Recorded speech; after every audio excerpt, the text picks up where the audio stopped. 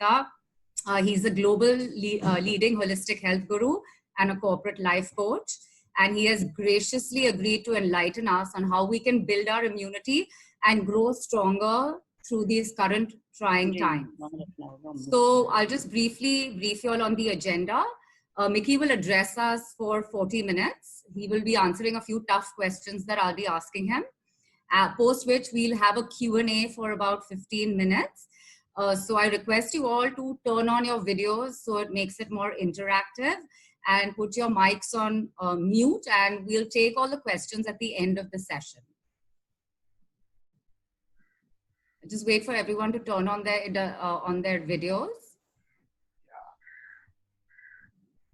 Sorry, can I just ask a question? So we're not going to be doing anything. We're just going to be listening and talking.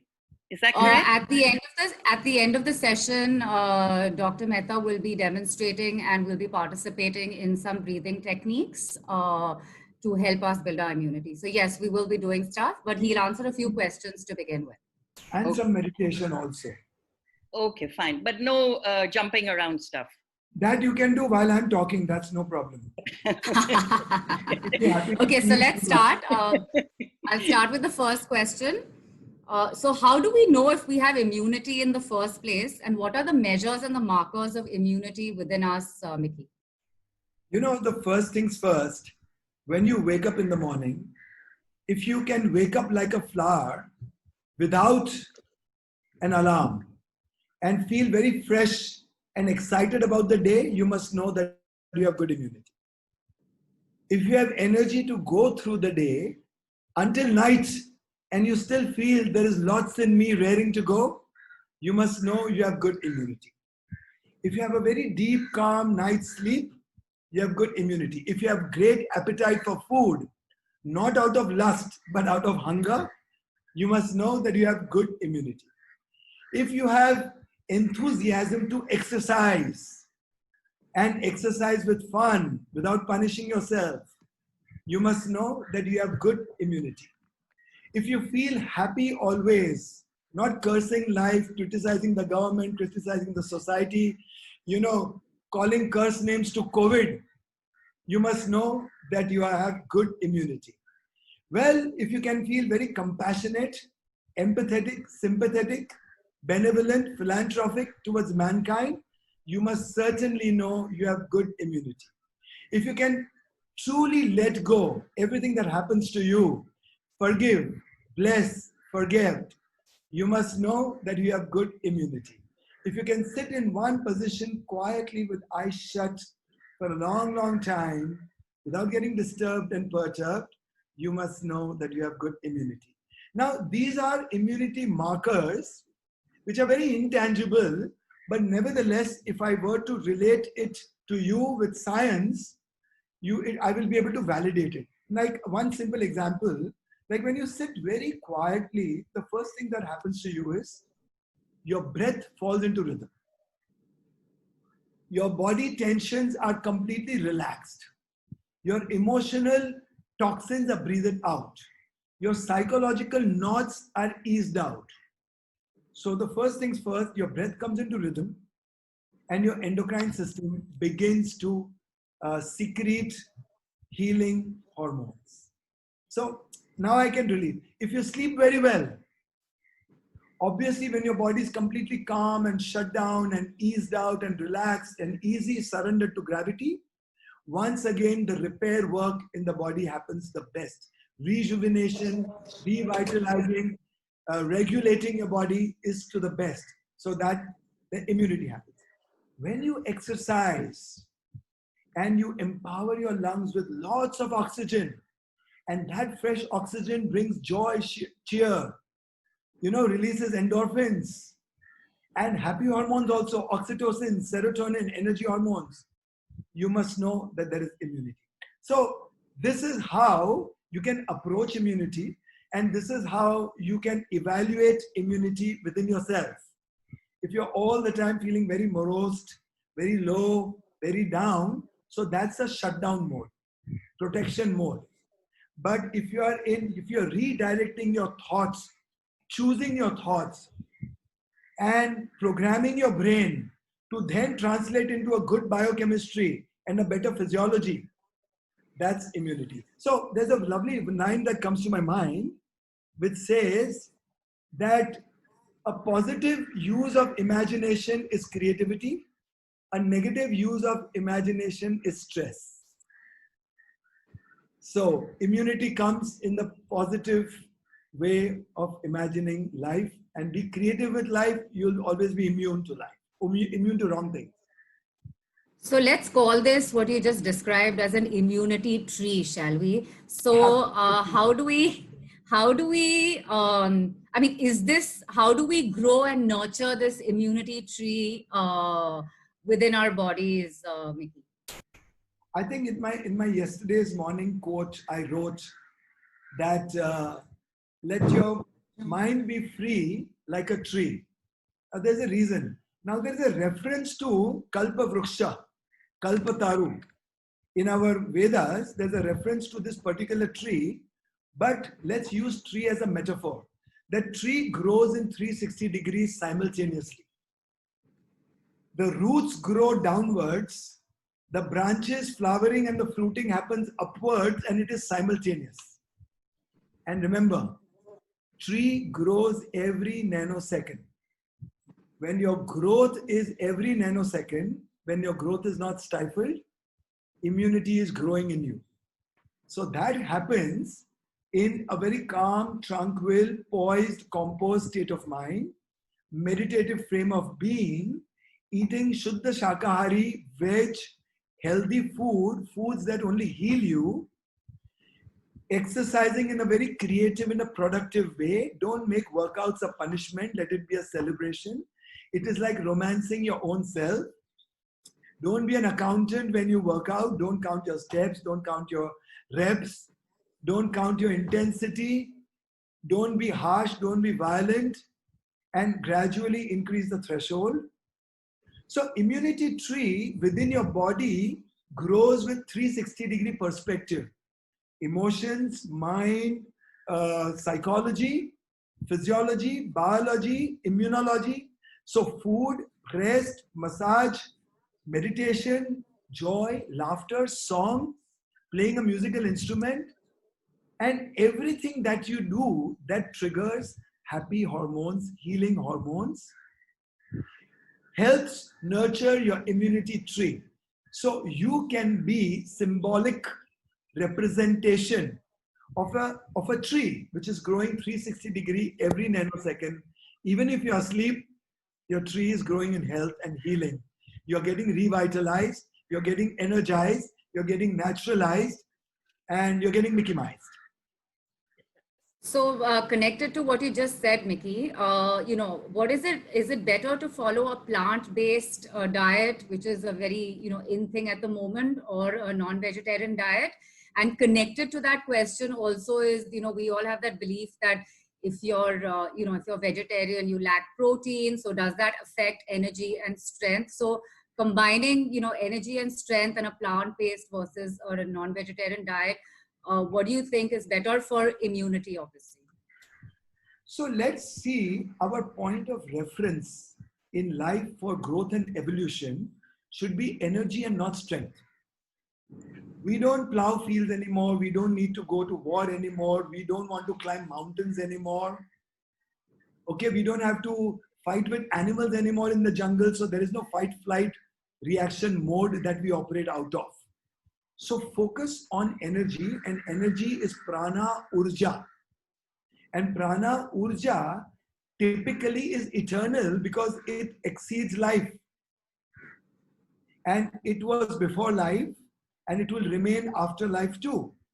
So that energy which cannot be destroyed, that which is eternal, that because of which we can see, touch, taste, move, smell, hear. Let's focus on that energy for our evolution. Now, energy, strength for locomotion, walking, moving, exercising, yoga, you need that bare minimum, for which you need the protein, which is bare minimum. Plant-based protein profile impresses upon your thought, word, deed, emotions, attitude. because food translates into your thought, word, deed, emotions, attitude. So when you have plant-based diet, typically plants grow in abundance, first of all, in the most fertile soil. So you get the earth element. Then you get distilled water. Then you get sunshine the plant is soaked into for a year or two, or a fruit. Then the plant's consciousness has experienced the movement of the planetary forces. So the wisdom translates into you because the plants have been the witness. So this is how our Rishi Munis grew, evolved. Evolution is not only fight, flight, adapt, and survive. Evolution is about intelligence, intelligentsia, wisdom, being connected, and constantly being in the state of Sakshi Bhav, Jagruti, Chaitanya, Swabhav. Swast means Swayam mein sthit. Swast means Swayam mein upasthit. And Swast also means Swayam mein astha. So our Sanskriti in the Hindu Sanatan Dharma gives us swastha with astha. So astha means health without faith goes nowhere. So the leading biologist of the world, Bruce Lipton, once said, and constantly says, that your belief can change your biology. Mickey Mehta says your faith can change your physiology. Your breath can change your hormonology. Breathing and meditation can change your psychology. Prayers can also change your psychology. So that's an interesting point you made, Mickey. My next question was going to be about genes and hereditary patterns. So in this current scenario, we're talking about different geographies and how people's, genetic composition is helping them fight the disease or not fight it. So is there, we are born with a certain gene set and hereditary pattern. How do we avoid inherited diseases and other illnesses as well? And with a limited inherited constitution, can we even improve or change it if that's something that is even possible? Absolutely. First of all, let me tell you that my favorite brand of jeans is Armani. But now coming to the point that the reality of every jeans, typically let's say denim, is the same. Now the reality of every gene set in human beings is governed by one law, which is this science is not more than 15, 20-year-old science. When it was first found, it is called epigenetics. It's only in the last 5-7 years epigenetics was taken in the medical science for doctors to be trained in. Now epigenetics is a science which Ayurveda was screaming about for 10,000 years. It says that every human being is born with a predetermined genetic disposition. But now that changes to the point that 95% of our genes are indeterministic. And only 5% of our genes are deterministic, which you're born with. So genes hold the gun and the environment pulls the trigger. If you allow the environment to activate those negative genes, obviously you will activate the cancer genes of your forefathers, your asthmatic genes of your forefathers, their diabetes, your arthritis, your tuberculosis, your hypertension, and every such negative genes you're born with. Now, with your conscious behavior, with your conscious mindset, with affirmation, visualization, you can switch on and switch off your genes with your thought. You can make your body subservient. If you become sensitive to life force, consciousness, and the power of choice, the power of intention, the power of attention. So the power of attention, as per quantum physics, describes that you put attention to the field, you energize it, you put intention to the field, you transform it, and if you put action into the field, you manifest it. So you can keep all your negative genes switched off, and you can create positive expression of your genes by your conscious new behavior, building new memory, new flexibility, and new expressions, and you become a new self. Only then, every nanosecond, your body will cellularly regenerate in the new landscape of your visualization, of your intention, and of your, whatever you are set out to do. So Aristotle, came out, propagated with a theory called teleology. Teleology.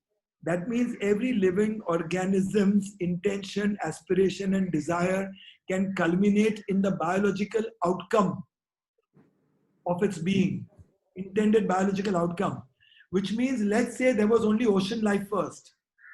So when fish were thrown ashore and when they were struggling to live, and every fish collectively imagined and wanted to survive and seeded a wish on the banks of time that how we wish we could fly. So birds came into existence and crawlers and creepers came into existence because eventually life evolved to ground too. So it's up to you. Change the program of your genes, build new programs, new memories, new thoughts, new actions, and make yourself the best version of you want to be, what you want to be. So let me tell you, we can co-create our own destiny. We have legs to walk towards it, hands to make it, mind to perceive it, heart to believe it, and a soul to achieve it. Nothing is impossible. Impossible is nothing. Rig Veda says, we are what our deepest desires are. As are our desires, so will be our will. As will be our will, so will be our intentions. As will be our intentions, so will be our deeds. And as will be our deeds, so will be our destiny. So change the destiny of your genes. Thanks, Mickey. That was interesting. So my next question is, how do we tackle fear in these current times? And how does that, our thought processes connected to fear about stepping out, contacting the people who, will get, if we get in contact with people, we will get sick. How does that also affect our immunity? And, how can faith change, like you said earlier, the landscape of our physiology? Because faith and fear are both connected, right? Very much. It's the opposite problem. So let me tell you, fear is out of previous experiences. So fear emanates out of instincts, out of endangered anxieties you've been through and the experiences you've collected. But life is fluid and dynamic, which can change every moment. And if change is constant, you can be the choreographer of your change. So you should not allow history to repeat with your conscious behavior. Break down the structure of your old biology, physiology, anatomy. Build the new framework of invincibility with your thought and with faith. So when your mind is influenced by anxiety and fear, there is a shutdown in the body. Your body gets constricted in the viscera. Your organs stop functioning. Why? Because your whole body reads you that you need a lot of blood in your extremities for fight and flight. And blood is directed towards your extremities, your legs, your arms. So your body is in the fight and flight and protective mode. In the protective mode, the growth mode is shut down. So when the growth mode is shut down, immunity shuts down. And if this shutdown mode prevails for a long time, constantly influences your daily existential, means then there is existential crisis. So you have to breathe fear out. You have to breathe insecurities, anxieties out. You literally have to weed them out one by one, including fear of heights, fear of fire, fear of depths, fear of water, fear of people, fear of stock exchange, crashing. Okay, fear of opposite sex, fear of same sex, fear of parents, fear of spouses. Breathe them out and liberate yourself. You are a human being born of a mighty power, of a mighty purpose. Only a human being can evolve out of instinctive behavior and step into the domain of consciousness and changing things. And only a human being can rise on the ladder of evolution above gods and fall below animals. So a human being, typically when nature reached its pinnacle of existence of creativity, man was born. And when man can reach his existential creativity crescendo, God again can be born. You and me are gods in seed form. You could be a Savitri, a Saraswati, a Lakshmi. I can be a Krishna, Christ, Muhammad, Zarathustra, Shiva. We are all gods in seed form. Let's nurture these seeds to blossom and become gardens with flowers again, fragrant, and sweet fruits like orchards again. So we can change everything that we want. So replace fear with faith. Replace weakness with courage. Replace anxiety with enthusiasm and hope. Replace despair with looking forward creatively, productively. Replace a confused mind with clarity. And once again, replace everything negative with everything positive that you want. Intend it and replace it, So sensible, intelligent handling of your thoughts, maneuvering of your brain, mind, giving the feed to the brain that it will express accordingly. You give it fear, it will release cortisol. You give it faith and courage, it will release endorphins. Okay? Now, in Manipura Chakra, we harbor fear, anxieties, phobias, insecurities, resentments, hatred, not only of this life, but all the lives that we've lived, right from the time we were a speck of chemical on the rim of a volcano, which was chemolitho autotrophic hypothermophile, to the point we become superconscious human beings, which had the potential to become a Buddha, a Krishna, a Mahavira. And what have we done to ourselves? We have the potential to be them. So we must get into the realm of constant evolution. Now, constant evolution is the opposite of fear. Because in the state of fear, you can't evolve. So you will have to drop fear. You'll have to weed it out. You'll have to blow it out. Let go, let go. So when you sit in Sukhasana, you can let go your fears, phobias, insecurities, people, hate, disgruntled feeling, despair, detest, and replace it all with the opposite. Replace it all with the opposite.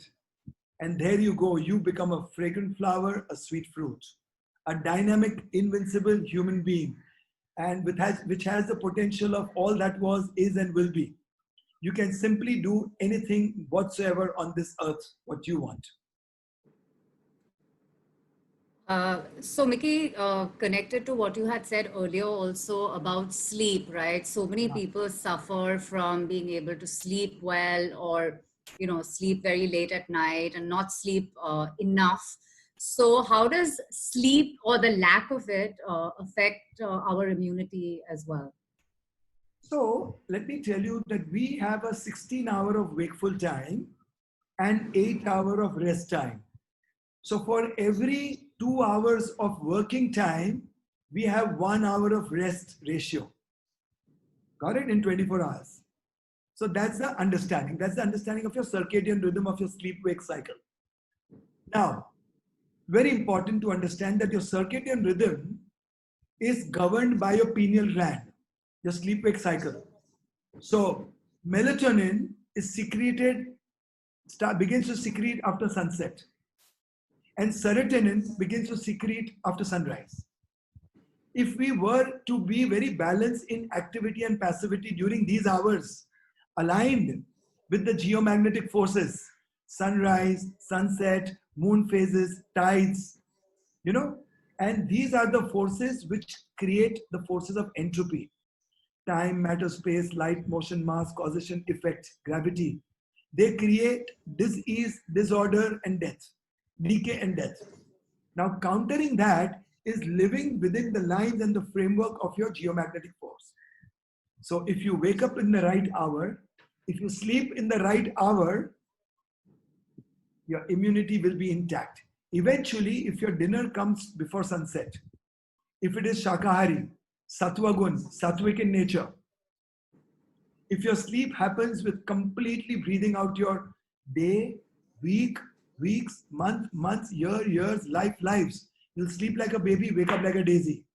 You will have good immunity. When you wake up without an alarm, with brimming energy, body has repaired itself.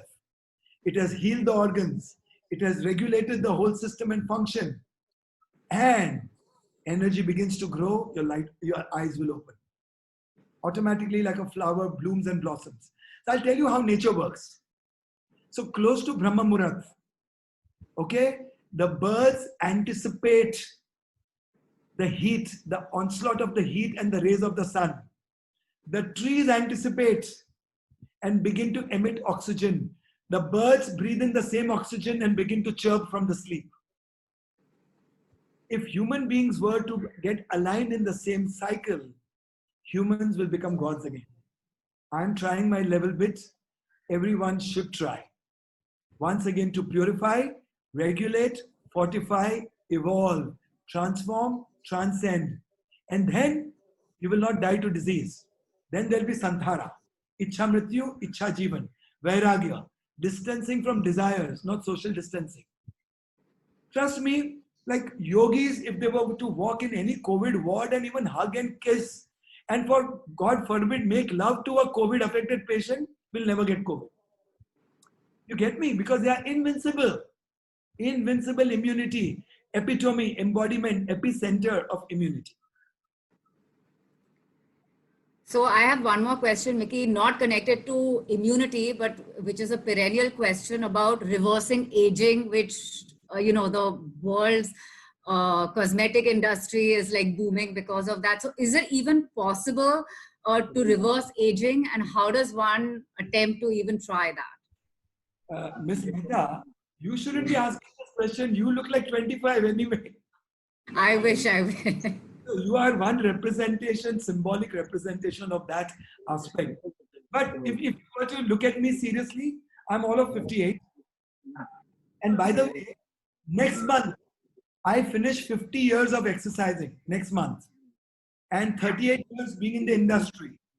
So I'm very proud. And I still every day reverse my age.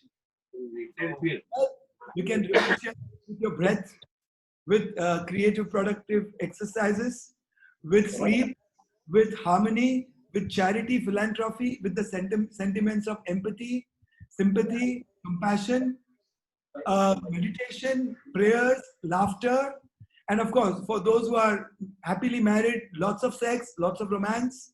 You can keep reversing your aging process and eat clean. Don't be mean. And work out green. So be lean, don't be mean, plug out from the machine, plug into your heart, go green. Even your workout should be green. So work out as much equipment free, with your intelligence, with your creativity, and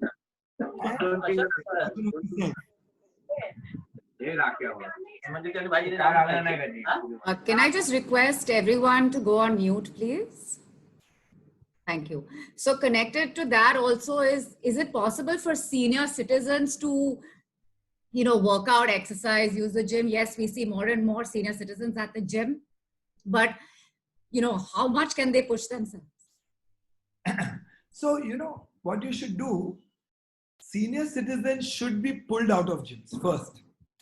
Take them out in nature. Children, middle-aged, senior citizens, experience and expose yourself to nature. Mingle with the elements, because this is what you're born of and out of. What is out there is in here too. And the more you mingle with the purity and pristine nature, the more the earth element, the fire element, your dhatus, your tattvas will come alive into you. Your earth element, your vayu, your prana, and your akasha, that is ether, the omnipresent element. So mingle with nature, roll in the grass, hug the trees, smell the flowers, eat sweet fruits, look at full moons, look into the sky to feel the expanse of eternity, infinity. Every connect of the visual, smells, feel, translates into a feeling and emotion which changes your biochemistry and triggers your endocrine system, your physiology, into something very beautiful and youthful. Innocence comes to fore, corrupted mind dissolves, and when that happens, there is a surge of flora in your body. Deep surge of energy, prana, urja, tej, oj, and you become like, the biggest gift to mankind. So either you become a god or a goddess. So yes, one can reverse the aging process with self-love, So when we say self-love, then the word discipline has to disappear. Because love is love. Where discipline only in the army. Have self-love for yourself and do everything with love. Do everything for love. And when you become the embodiment and epicenter of love, you epitomize love, and then you epitomize evergreen youthfulness, because there'll be only life force into you bubbling, wanting to express out of you. Here you are. And you begin to stall your age and then reverse your age. So scientifically, let me tell you, Nisha, that it takes 7 days for your stomach lining to change for new, 30 days for your skin to change for new, and 90 days for your full musculoskeletal structure to change for you. And it takes 1 year for your cartilage, collagen to change for new, and maybe a little more months. So you can literally change that. But remember, अगर भोजन हो तो शाकाहारी हो वरना ना हो, जैसे मूछे हो तो नथु लाल जैसी हो वरना ना हो. So शाकाहारी भोजन, lots of sunshine, lots of fresh air, lots of positivity, optimism, lots of love, compassion, empathy, sympathy, philanthropy. If you do lots of charity, you will never get heart attacks and heart failures. If you breathe deep and breathe out all your sins before you sleep, and you seek forgiveness before you sleep, and you let go everything before you sleep, you will never get heart failure in the night while you're unconscious. And if you breathe the first thing when you wake up, start breathing deep, your heart will never fail you, your mind will never fail you, creativity will be there, productivity will be there, enthusiasm will be there, and you'll be brimming with energy. Thanks, Mickey. I think after that answer, when the club opens up, we're going to have a lot more members at the gym, hopefully. You'll have to pull them out of bars and the veranda. The Kejriwal sometimes, but don't eat Kejriwal every day. He's a sweet guy. So also, Mickey, I had a question. How does prayer and meditation, doing yoga and breathing exercises, how does that affect our immunity? And soon, if you can also demonstrate and maybe even have us try out some techniques after you answer this question. Yeah. So prayers without intent are no prayers. Meditation is receiving.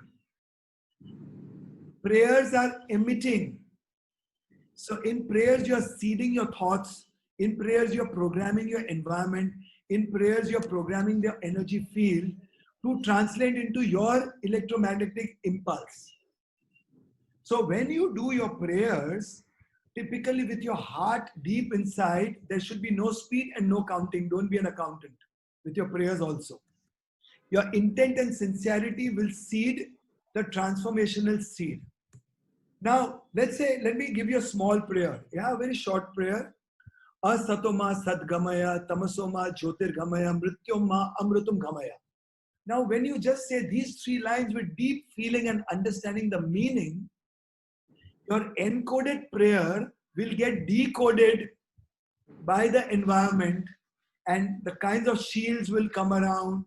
The energy field of protection, blessing will happen. Your mind will open up, your corrupted mind will dissolve, clarity will emerge, intuitions, foresights, perceptions, extrasensory perceptions, insights. These are the things happen with sincere prayers. And when you do lots of biceps again and again, you make good biceps. So when you chant again and again, those qualities transform you, your psychology, your emotions, your feelings, your sentiments, and thus your physicality, your attitude. So that's about prayer. So prayers transcend boundaries of this earth. Okay, a mother has a thought in United States and a daughter picks up the phone in India and calls her. A soldier dies on the front in India, in Punjab, and in Patna, the mother wakes up at 4 o'clock with a feeling that something is wrong with my son. Now, this is the energy field which is non-local. So, some people in science have tried to explain what spirituality is, nature is, etheric field is, but they try to explain. So let me tell you, they try to explain it like this. Acausal, non-local electromagnetic field of energy and information with self-referral cybernetic feedback loops. However, they've made their attempt, but this goes to show that energy field is non-local. It is here, there, everywhere, and nowhere in particular. So prayers help you teleport, transcend boundaries. Meditation helps you teleport in silence and stillness. Prayers help you teleport with coded program. So when you say Guru Brahma, Guru Vishnu, Guru Devo Maheshwara, you're bowing down to the Guru, annihilates your ego, opens up your frontal cortex, opens up your reptilian brain, and the blessings and the information, energy, wisdom of the Gurus begins to pour into it. So different prayers have different manifestation. So when you say a Gayatri Mantra, similarly, transformation of your Prakriti, of your personality happens. Your Vikruti goes away. Your annihilation of ego happens. Now, there is a way to say a prayer. So let's say, just give me the first line of Gayatri Mantra. Let's say, so take a deep breath. Okay, I'll do it. So the way of saying a prayer is the same way when you exercise. Because a prayer is an exercise of the soul. So take a deep breath. And your breath out is Om Bhur Swaha. Take a deep breath. Om Tat Savitur Varenyam. Take a deep breath. Bhargo Devasya Dhimahi Dhiyo Yon Prachodayato. Now, let's say you turn this into sing-song. Om Bhur Bhuva Swaha. I think everyone can turn their mics on. Yeah. So you can participate. Yeah. So you can say Om Bhur Bhuva Swaha Tat Savitur Varenyam Bhargo Devasya Dhimahi Dhiyo Yona Prachodayat. So once you recited, then you sang it. So when you sing it, it transcends the notes and reaches further. Because rhythm comes into it, electricity is produced out of it. Even in your verbal speed, when you tell your daughter, I love you very much, and hug, the electromagnetic field, electromagnetic impulse creates a surge of energy of a hair-raising experience. But when a song comes with a mantra, it raised to the power of billion. It reaches a critical mass. And probably when you intend for people, when you sing, even if they are asleep, it will enliven them, awaken them. This is why people say that when as many people meditate for one cause, when you do Sat Sangha, Sat means Sat means Sat, and Sat means Satya. Sangha means Sangat, and from Sangat comes the strength of Sangeet, Dhwani, and from Dhwani comes Vidyut, which is electricity. So that's the power of prayer while you say, while you sing, and now the power of meditation. You're simply receiving intuitions, insights, foresights, extrasensory perceptions, multisensory perceptions. Because in meditation, you let go, breathe out, breathe out, weed out, breathe out, weed out, breathe out. Once you're completely empty, your breath falls into rhythm. Once the rhythm comes, the Radha and Dhara begin to flow inside and outside you. The Radha will flow from inside outside, and the Dhara will come from outside inside, and they will change places. You will become a part of a flow. Your individual sacred geometry will merge with the cosmic geometry and will become congruent with the geometry and become one whole geometry, where this cosmos becomes one rhythmic, harmonic field for you to throb together, feel together, think together, behave together, and live harmoniously. This is when you neutralize the conflicting and contradicting effects of polarities, and you harmonize them in the Shunyam quotient, in the center, being in the center. Okay, Mickey, great. You answered all my questions. We'll now throw it open to people to ask questions.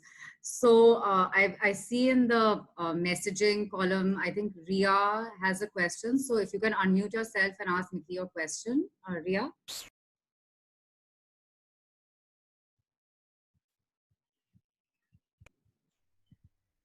Okay, I'll read it out.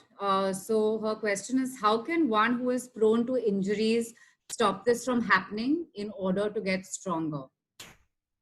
Prone to injuries is nothing but the fault lines in your mind. You are not focused, not steady.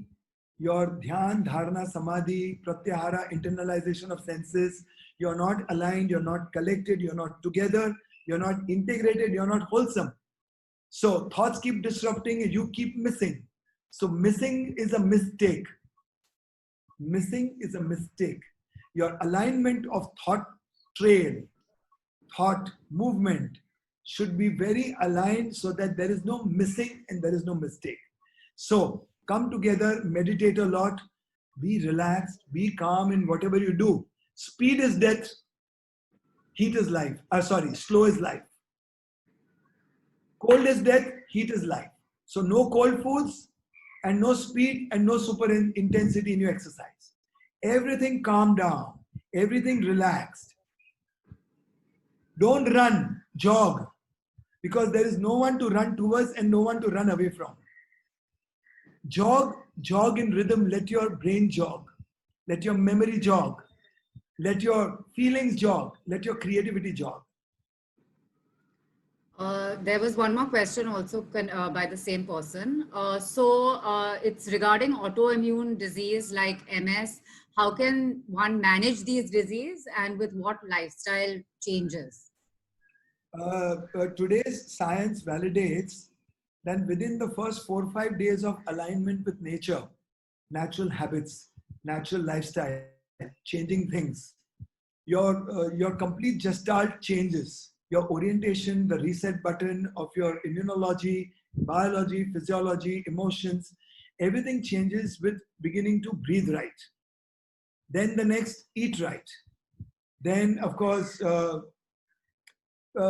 drink right, sleep right, meditate right, exercise right, appropriate, intelligent, sensible choices of food, exercise, and everything. Sleep well. And I always crack this joke whenever I do corporate presentations that people say that I just don't get sleep. I said, try sleeping alone and you'll get it. Now, the underlining meaning is that even if you're sleeping next to your wife or your child or your parents, but breathe them all out. Breathe your moment, breathe your day out. Breathe your boss out. Breathe your wife out, breathe your husband out. Breathe your parents out, breathe your in-laws out. And you will be able to sleep very well.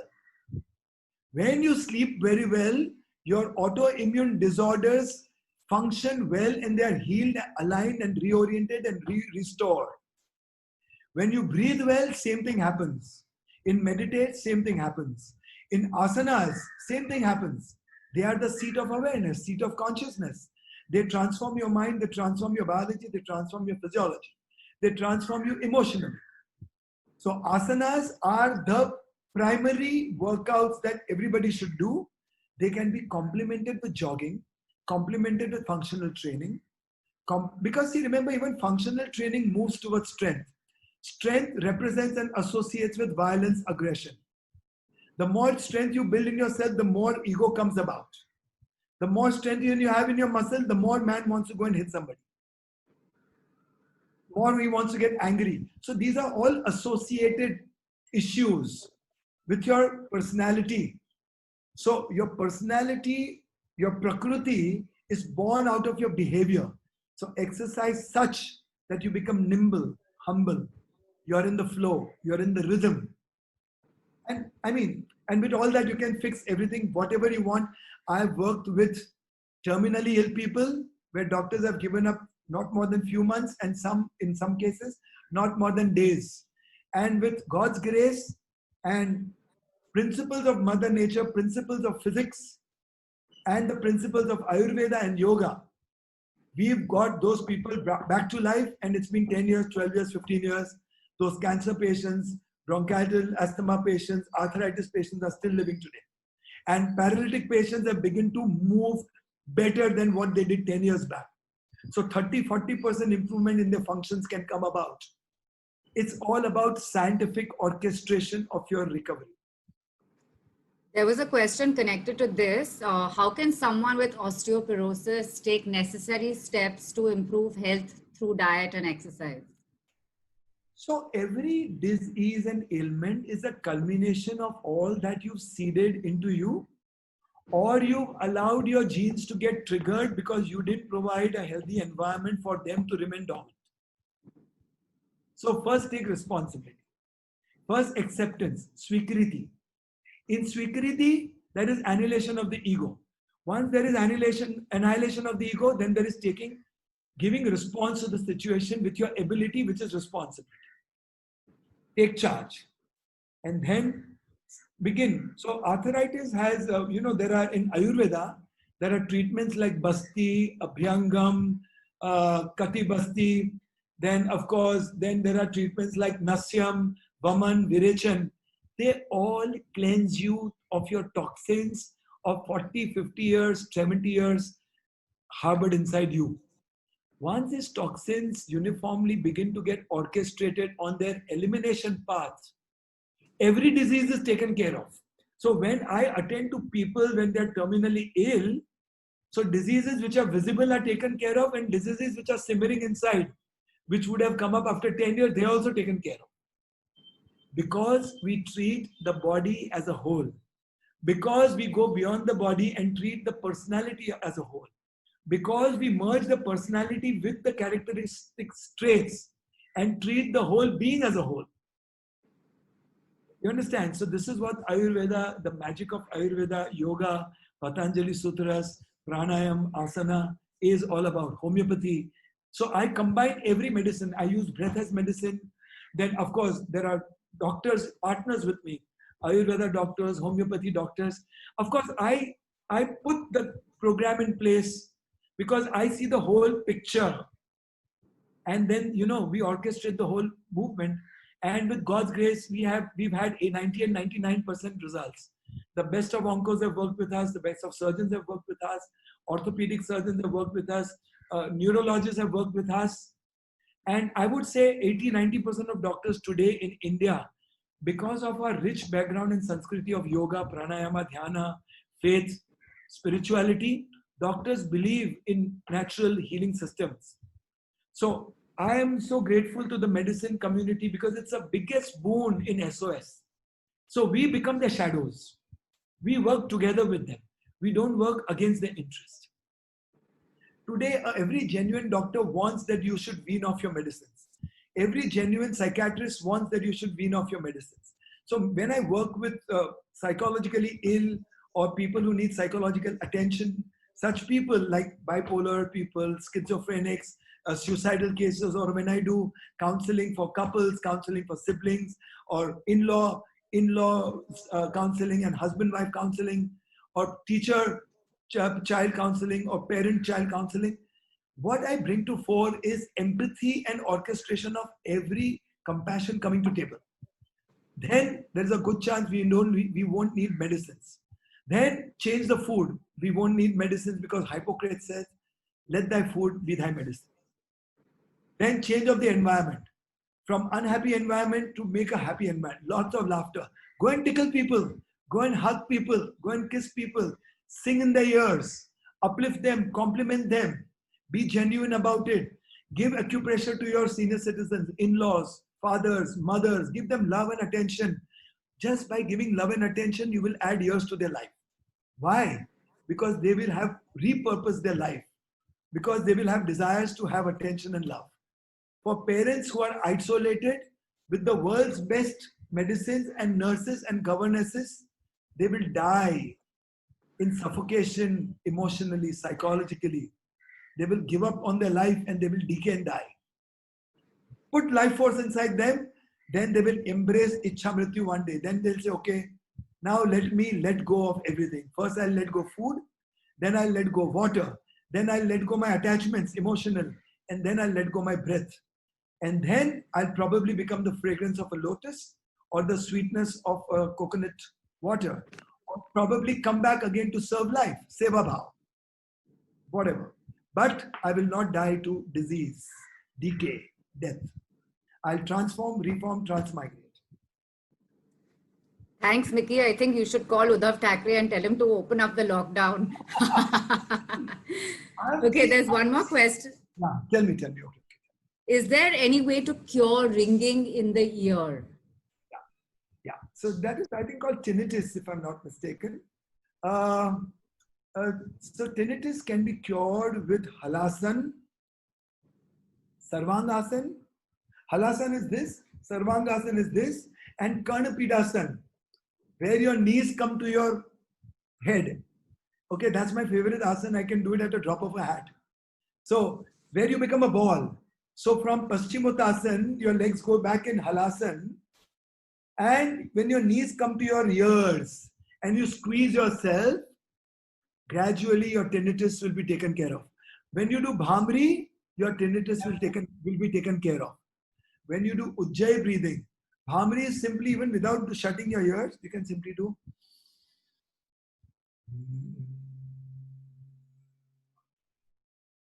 Humming like a bee restores the balance of the vacuums in your ears, which connect you with to the brain passages, to the ENT. So breathing out with vibration, humming of the bird, then simply Anulom Vilom, then Kapal Bhati, Bhastrika, gradually, and doing asanas, it will go away. Okay, cut out your salt from the food, it will go away. Also, and bring in Sanda Namak, Kala Namak instead and less. Increase your electrolytes, it will go away. If you establish a good mind-gut axis, it will go away. If you establish a gut-gravity axis, it will go away. So I'm talking about meditation, Yog Nidra, sleep, being rooted in humility to be better rooted in humanity. So there are so many aspects. There is philosophy involved in healing. There is no healing possible without philosophy. You will be breaking your head against the door. There is no healing possible without spirituality, without addressing the mind, without addressing the emotions of a patient. You don't heal a body, you heal a person. Remember that. Thanks, Mickey. Does anyone have any more questions? Dr. Mehta, I have one question. I find it very difficult to breathe while wearing the mask on. And I would assume that the mask is now becoming part of our daily wear, at least when you're outside. So can you give me some advice on how I can breathe? I mean, I'd love to take my mask out, but I guess it's not, that may not be possible or not be safe. So I think in relation to the current day scenario, I'll give you one very adult analogy. The adult analogy is, a couple getting married in the COVID times and using condom and saying that we still want to have babies. So, so let me tell you very honestly, we human beings are so stupid. When the air was outright polluted, we never wore masks. And when it is so bloody clean out there, and let me show you your golf course. Can everybody see the golf course from Willingdon Club? So I am very fortunate. Without having the membership of Willingdon Club, I can breathe that air. No, so coming to the point, you wear a mask wherever it is mandatory. Like going to the shop, wear a mask because that is stipulated. It's a discipline there. But when you're driving a car, don't wear a mask. When you're in public transport, maybe wear a mask. When you are exercising, don't wear a mask. When you're making love to your wife, don't wear a mask. Mask. Remove every mask from your face, which means we go through polymorphism, which means every human has a mask of a father, son, daughter, mother, child, employee, employer, friend, good person, mean person, saint, profane.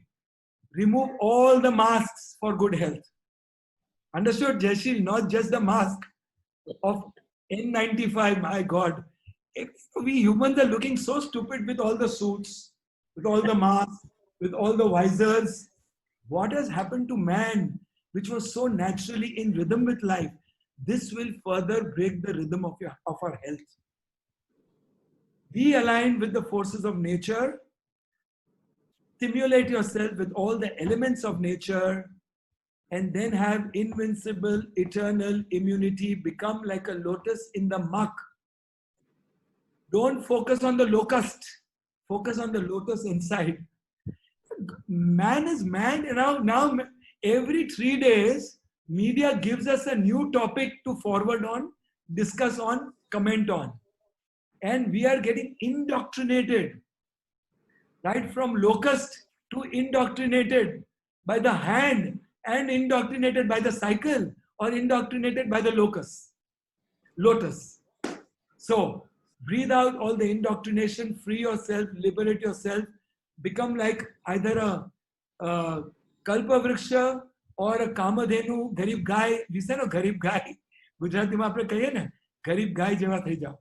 So become innocent again, become childlike again.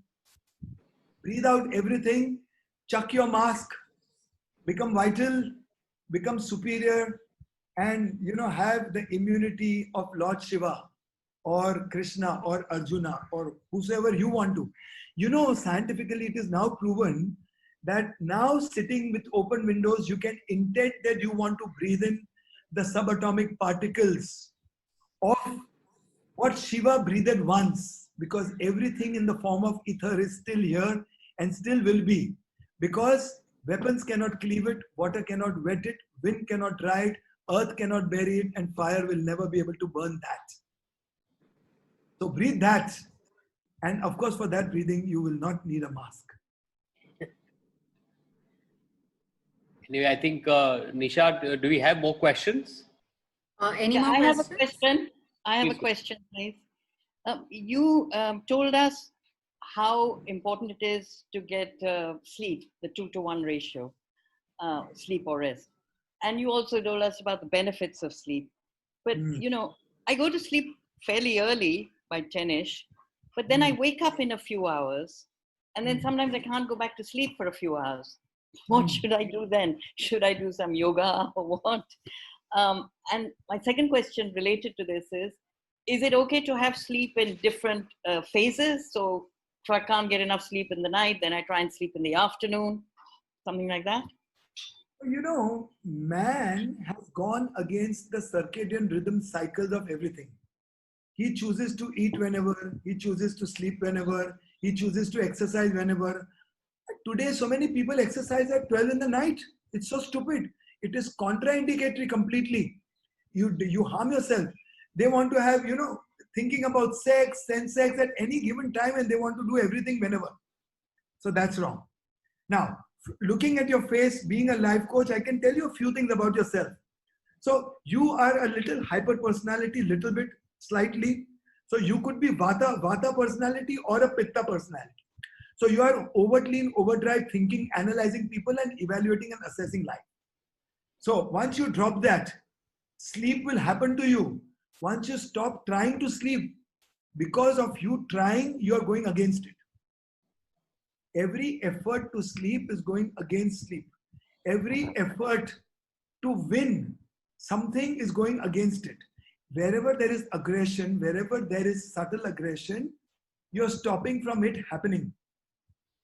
Leave it alone. Enjoy yourself. You are the best person you would have ever known. What's your name? Ritu. Ritu. So Ritu is like probably season. Enjoy every season of your life. Enjoy every part of your being. You have not known the best of you yet. If you could be so bored of yourself, how could anybody else interest you? So find the most interesting person hidden inside, connect with that, align your rhythms of your day, breathe out your husband, breathe out your in-laws, breathe out your children, breathe out everybody who disturbs you in your mind.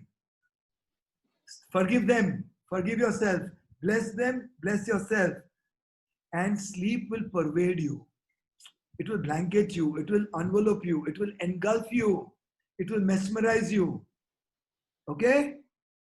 Okay, but I just want to tell you, I'm not at all bored. I'm enjoying life, even during the lockdown. I'm swimming, dancing, and all that. But you're right about my being a bit hyper and over-analyzing. So that I agree. But yes, I could work on you. You know, if you wish, get in touch. And I'll make Okay. sure that you'll sleep like a log of wood. Thank you. Thanks. Do we have any Okay. more questions? Miss Mehta, ask me some. You ask me some. Jayashil, you ask me some. I have no questions, Mickey. I follow whatever you say. So So, Dr. Mickey, I think we need more sessions like this. I'm sure everybody has appreciated your talk. The tough part is to put into practice what you say. So maybe going forward, more interactive, more sessions from you would help how to put things in practice. What you say, what we learn, what we hear. So I think I think this, baby steps are very important. yes. What are the biggest constraints for people not to work out or people not to follow timetables? What are the biggest constraints? I'd like to understand.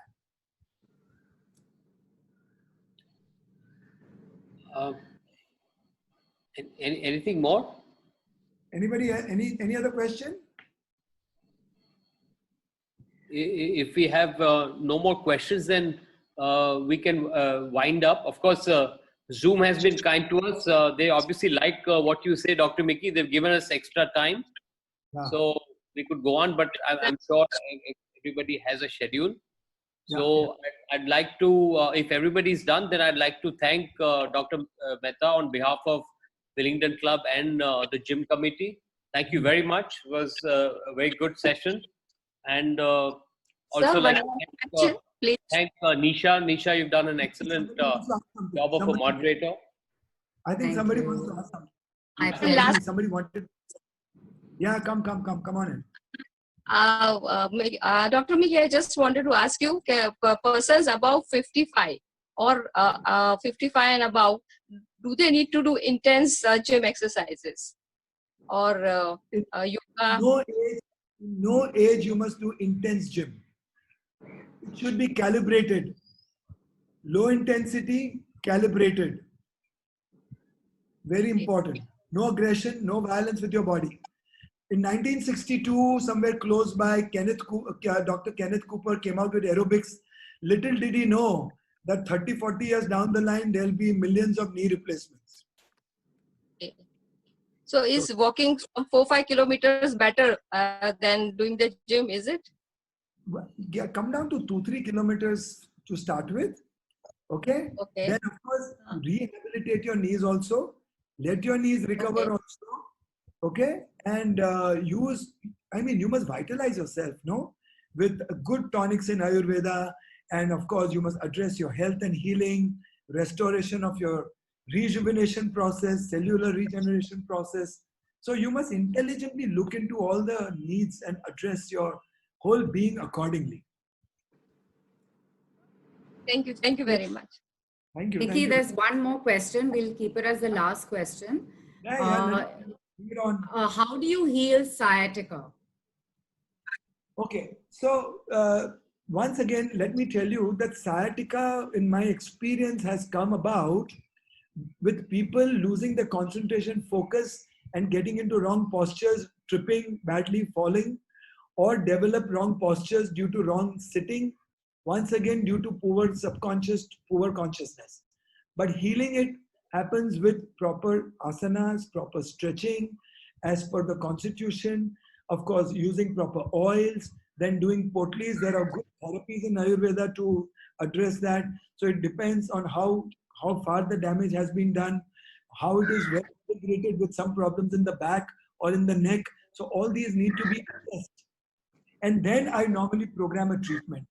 So generally, you must try and understand that whenever I work with most challenging people, the results take a long time, but they remain with you forever. I don't give quick fixes to anybody. From including, I've worked with people who've saved themselves from going under, gastric bypass or bariatric surgeries. So we've lost 60, 70 kilos also over 2-3 years. But one needs to be patient. There are no quick fixes in natural processes. Remember, ke dahi jamta var lage. It takes 12 hours for yogurt to get set. Let life set. Go through a process of forming, reforming, transforming. Okay, thanks so much, Mickey. Jaishil, anything else?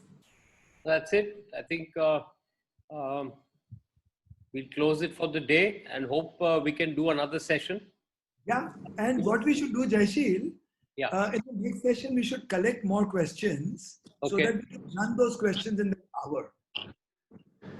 And let me give you a parting note that once I penned some commandments of wellness. So the commandment number 1, let wellness be the religion number 1, because religions divide, wellness unites, wellness integrates, wellness fortifies, wellness regulates, wellness rejuvenates, and with all that, your devotion and sincerity comes to the fore. And when that happens, you can become a better devout Muslim, Christian, Hindu. So let wellness be the religion number 1. Number 2, join Mickey Mehta's wellness revolution for human evolution, not for 6-packs, 8-packs, not for a good shape, not to run more, run away, run towards, and lift more, but to evolve. Number 3, for best biceps, uplift the poor. For strong shoulders, take the responsibility of the underprivileged. For strong legs, be rooted in humility to be better rooted in humanity. For strong eyes, have a collective vision for collective growth for all mankind and environment together. For a good chest, take pride in everybody's achievements and accomplishments.